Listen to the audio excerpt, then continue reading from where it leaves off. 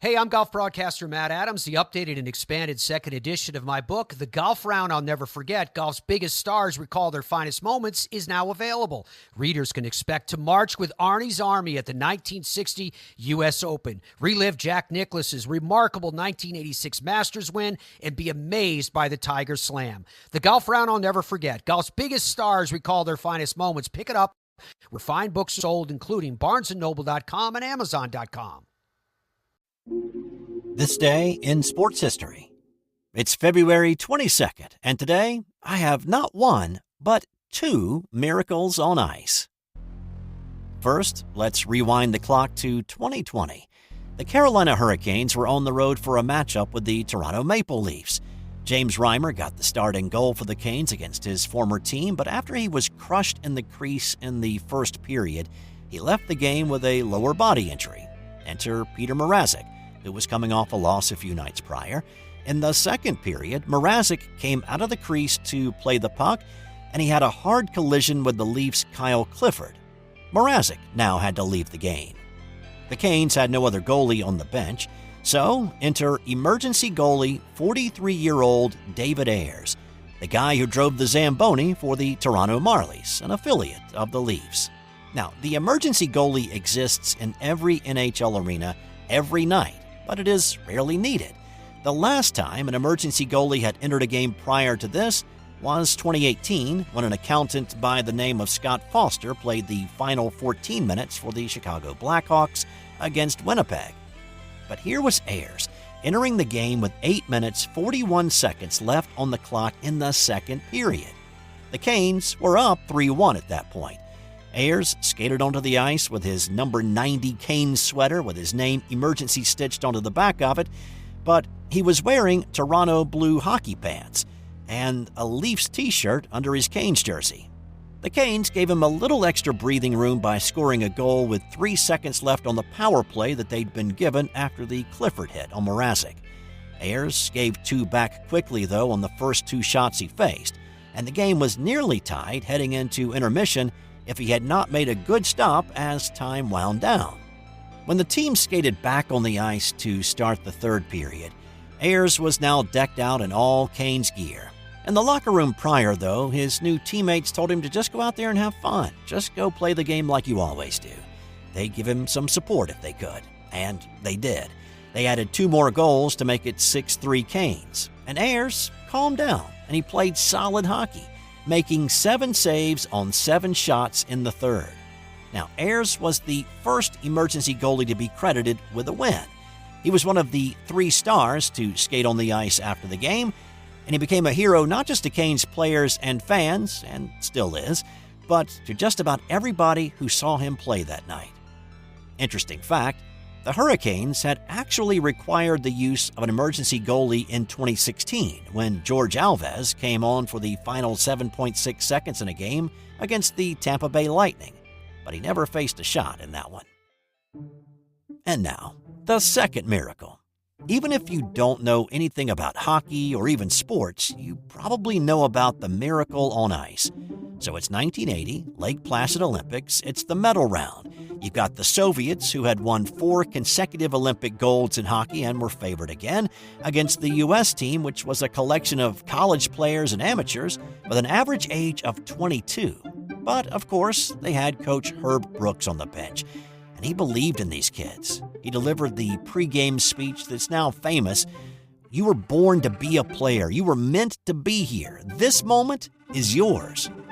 Now, these two teams had played a week before the Olympics began, and the Soviets had treated the U.S. college boys like a youth hockey team, winning 10-2.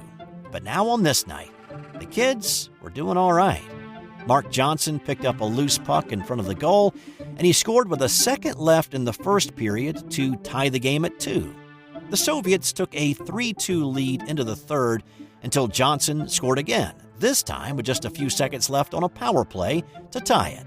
A few minutes later, it was Mike Eruzione's shot from the high slot that found the back of the net to give the Americans a 4-3 lead.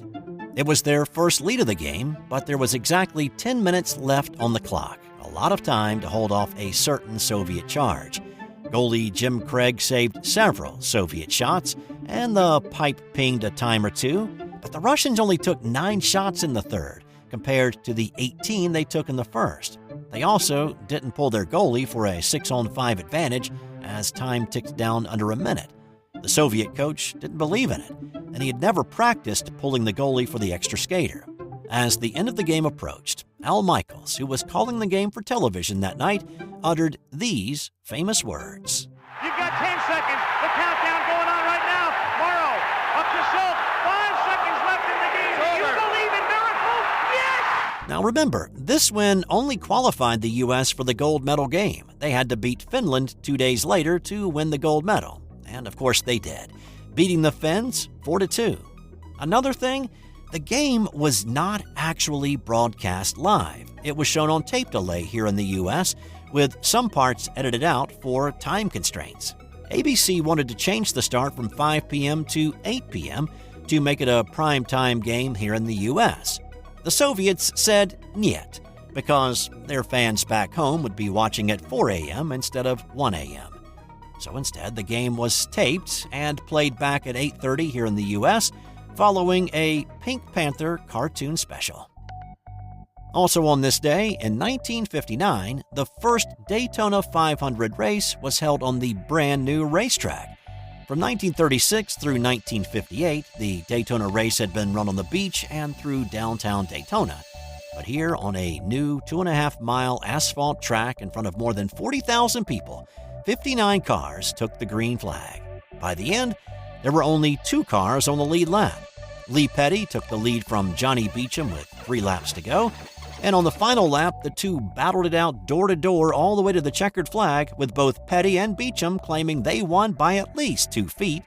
Beecham was declared the winner, and he headed off to the winner's circle. It took the head of NASCAR, Bill France, 3 days of looking at photographs and film footage to determine that it was actually Petty who crossed the line first, and the error was finally corrected.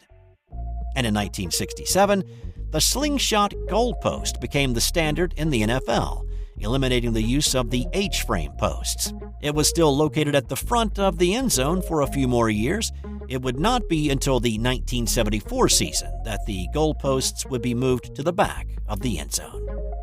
That's all for today, and that is the meatiest dish that I've ever served up here on this podcast. I hope you enjoyed it. Anyway, I'll see you tomorrow for another edition of This Day in Sports History.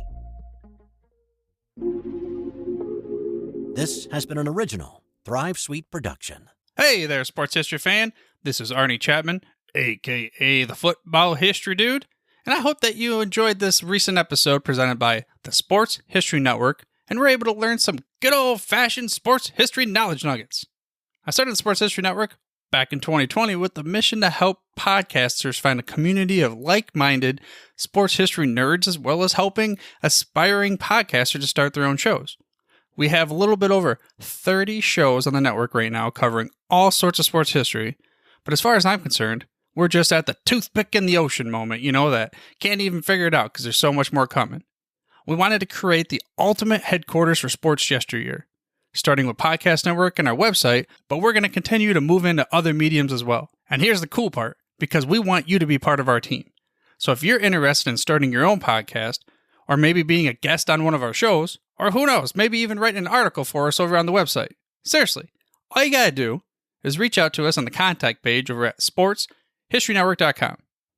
You can be as technologically savvy as a Neanderthal tapping on a stone trying to figure out this whole hieroglyphics thing back in the day.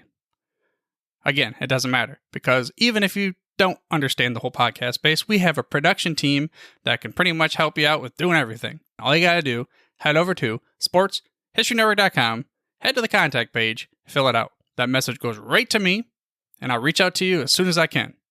But for now, dude, I'm through if you're through.